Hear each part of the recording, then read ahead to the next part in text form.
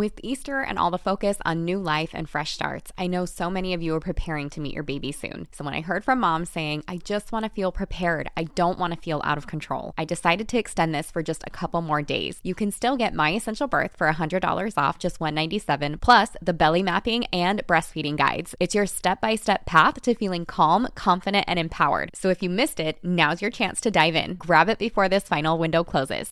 I think most of us are raised to trust medical professionals completely. I know that that's how it was for me when I went into birth, and not much has changed. I think that that's something that we just totally do.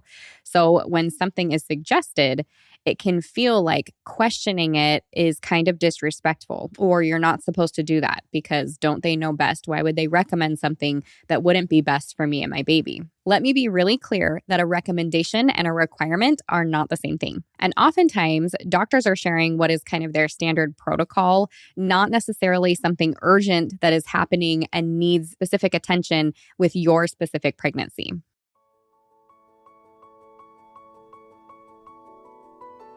Getting pregnant and giving birth are two of the most exciting things you can ever hope to experience in this life. The moment you think you could be pregnant, you're frantically searching for all the best information, which is why you're here today. I'm Stephanie King, and with my many years of experience as a professional childbirth educator, doula, and lover of all things pregnancy, birth, and postpartum, I'm here to make preparing for your birth enjoyable, empowering, and totally easy. Each week, I'll cover different topics, interview professionals, and get into the nitty-gritty birth stories from mamas just like you. And when you're ready for more, you can join me in the My Essential Birth course at myessentialbirth.com, where I take you step by step through exactly how to prepare your mind, body, spirit, and partner for a birth you love. So let's get started.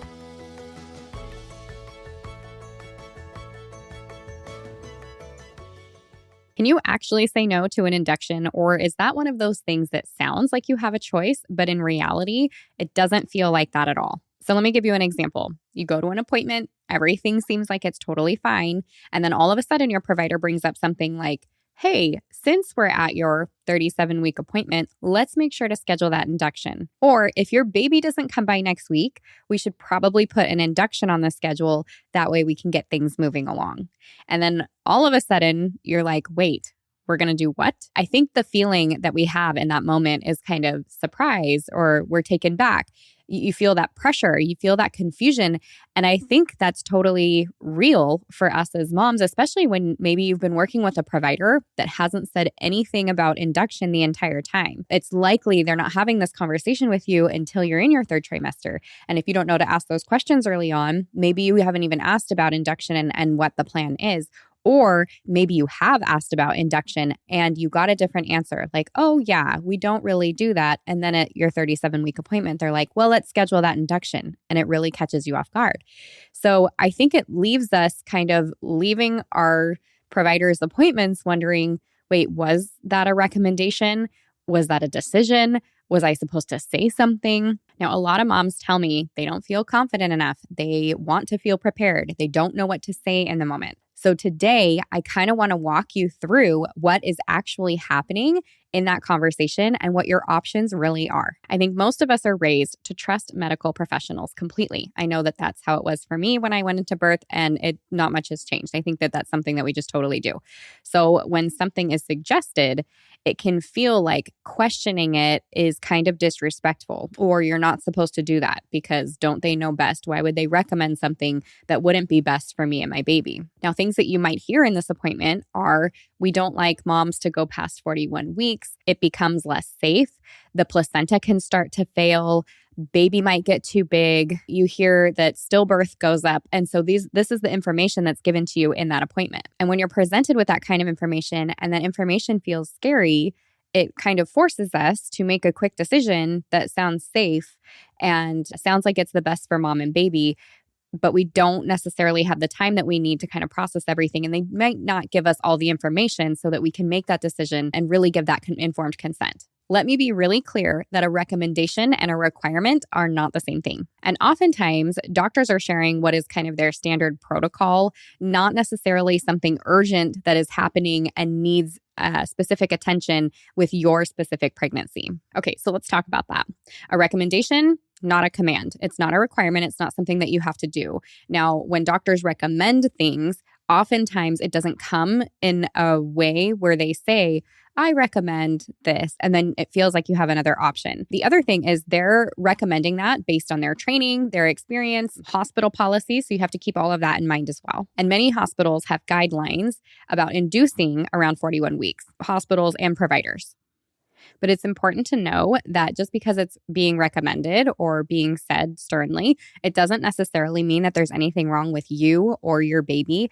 And it really is important to take into account your specific situation, your health, the health of your baby, whatever your medical background is, and the timeline that you're personally on. And remember that if you are basing specifically the due date off of a menstrual date, and off of the 28-day cycle where everybody ovulates on day 14, and that's where they assume pregnancy happens, and then they create, a due date or a guess date off of that. That is all something to take into consideration as well. Now, it's interesting. I actually, if you've followed along, if you know anything about my story, I didn't have a scheduled induction with my first baby. But when I came in with a trickle of water 3 days before my guess date, and they said, you have to use Pitocin, or in other words, you need to be induced, is another way of saying that.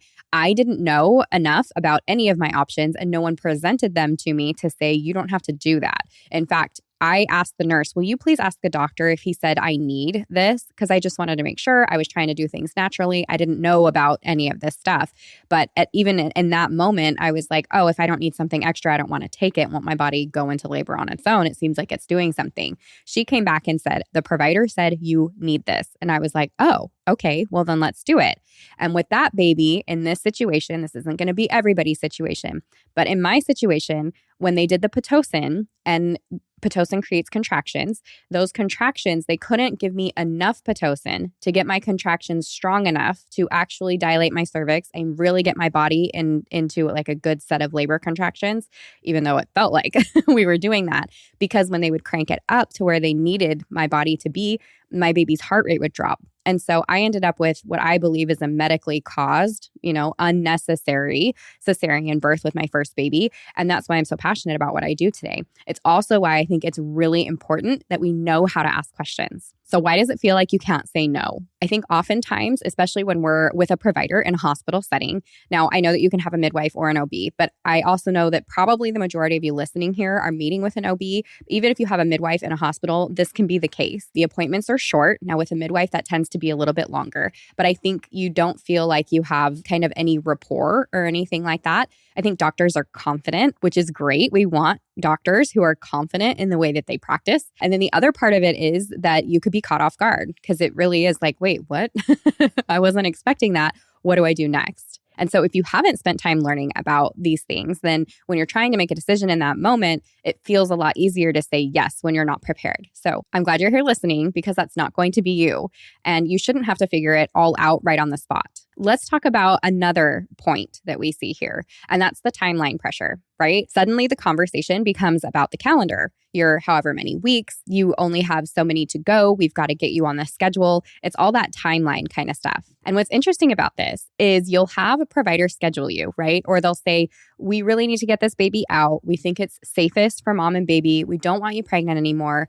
Let's have you schedule it at this time or whatever and get an induction. And I mean, you'll have moms, and maybe you've experienced this yourself, where you're talking with your provider. They're really making it sound like we need to have this induction happen. Maybe you even had like a non-stress test and went to the hospital to have an ultrasound. And they're like, yes, for whatever reason, we need to schedule this very quickly. We've got to get, you've got to get things going. We don't want to wait. And then you go to schedule the induction and they're like, oh, well, we don't have time that day. Let's move it to this day. And it really does have your head reeling like, wait, is this actually urgent? Like what? I think it kind of like pulls you back and has you thinking, how urgent is this really? How necessary is this really if my baby can stay in there another 3 days because you don't have a slot on the schedule? And that is important to note. I think that is something to pay attention to. All right, now let's dive into those 3 questions that hopefully give you the empowerment, the confidence that you need to get the answers that you need to make informed decisions for your care, especially when it comes to induction. Now, if you remember nothing else from this episode, I want you to latch onto these questions because it's going to help you slow down in the moment so that you can make a decision instead of feeling rushed into it. Question 1, is this medically necessary right now? So you want them to explain the difference between this is a precaution, this is emergency, and to give you the details regarding that. So for example, if your provider, you come in and they say, your baby's measuring kind of big, you're at 40 weeks already, or you're at 39 weeks already.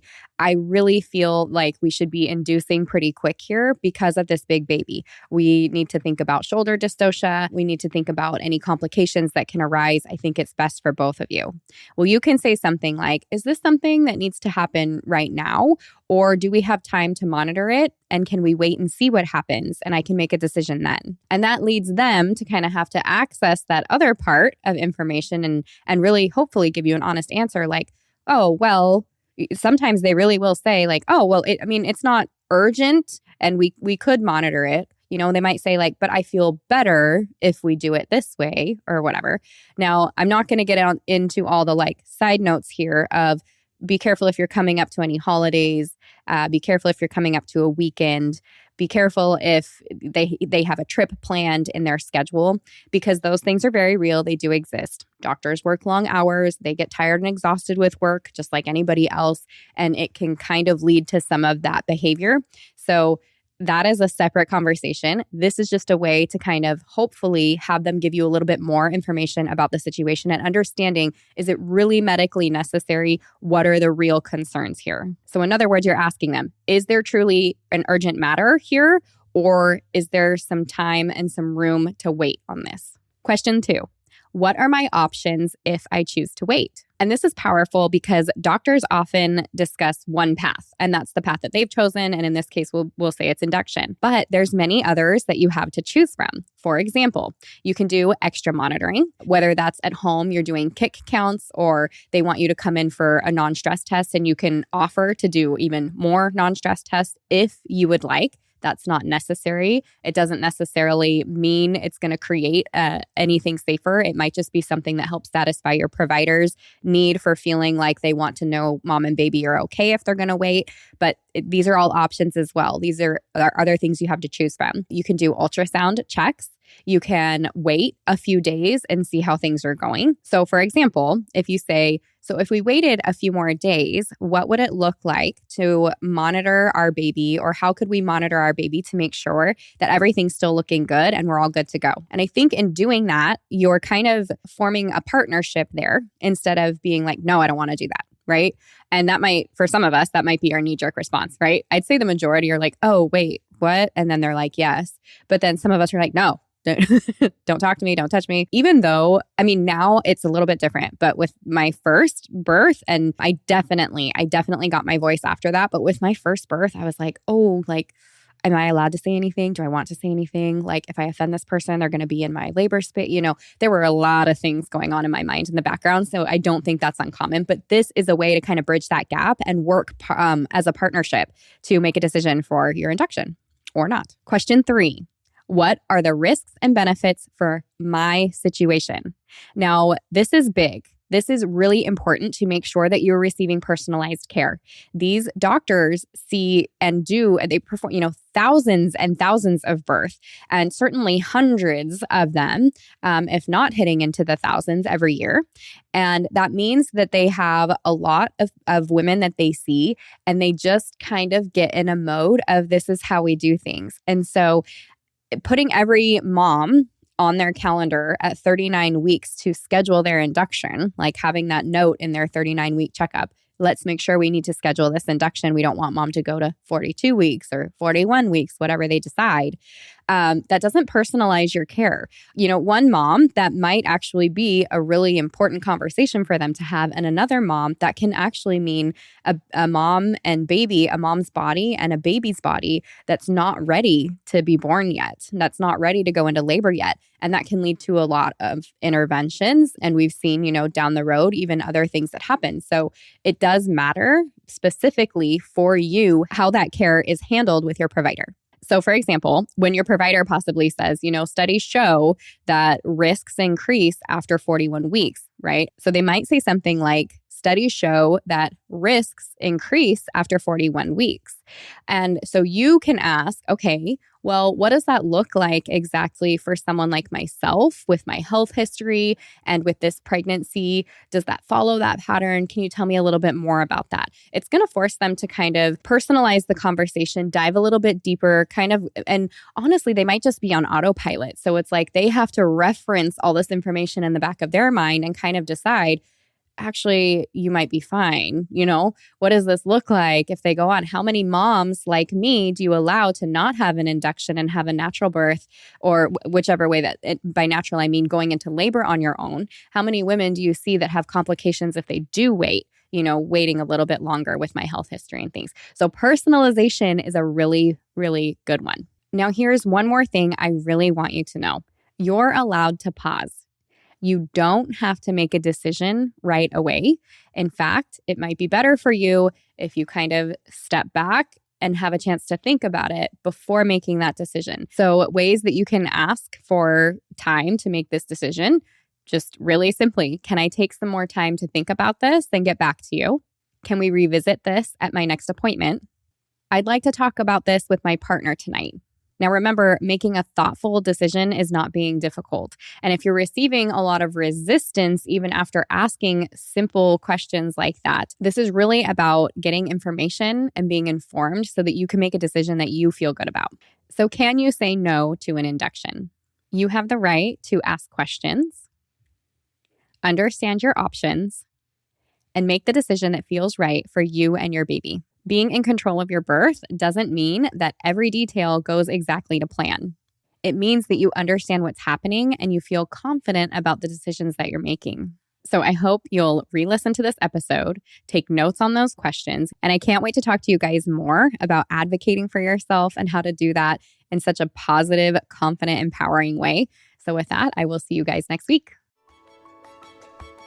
If you loved what you heard today, the very best way to support this podcast and help other moms to find it is to leave a quick review. I read one at the beginning of the episodes, and I would love for yours to be next. And if you're ready for even more pregnancy, birth, and postpartum goodness, come join me in the My Essential Birth course at myessentialbirth.com, where I will hold your hand and walk you through pregnancy and birth step by step so you're totally prepared for a birth you'll love. See you next week.